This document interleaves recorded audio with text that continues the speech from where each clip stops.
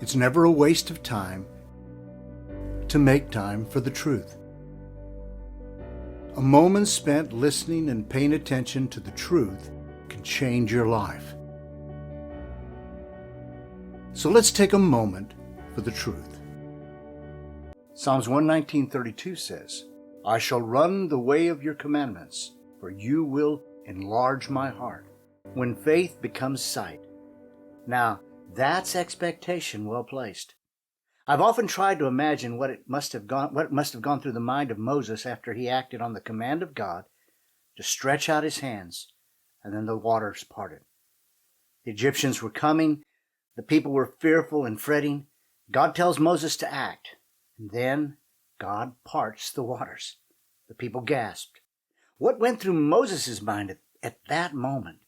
I can only imagine a heart bowing and leaping at the same time. As I try to imagine it, one thing comes to mind. The Lord, He is God. As we come to the last verse in this section of 8 verses, the end stands in sharp contrast of where it began. Remember, verse 25 says, My soul clings to the dust. And now he says, I shall run the way of your commandments. The heart and soul of the writer is neither downcast or burdened. Instead, it now moves in a singular path, and that path is towards the commands of God. He has learned that God's ways, His commands, are the only way that he should and must go. Whatever he may have encountered along the way is no obstacle in light of the direction that comes from God.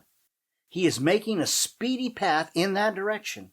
He will not hesitate. And in the running, there is again an expectation to be fulfilled. It says, For you will enlarge my heart.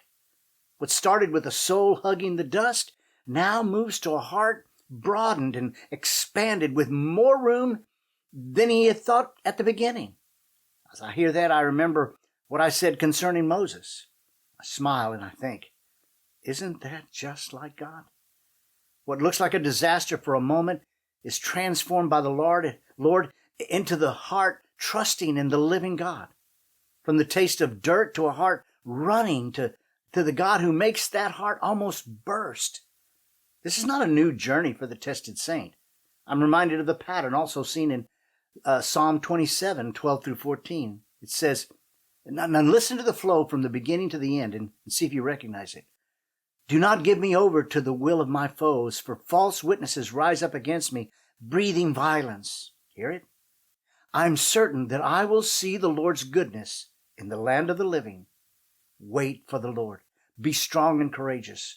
Wait for the Lord. Wherever you are today, run to the Lord with all your heart. He will not disappoint. Be strong and courageous in the Lord. It only takes a moment, but it will be a moment that will matter. Thanks for watching and listening to Truth Matters Moment. Also, don't forget to look for our weekly podcast called Truth Matters. It comes out every Wednesday. Catch you later.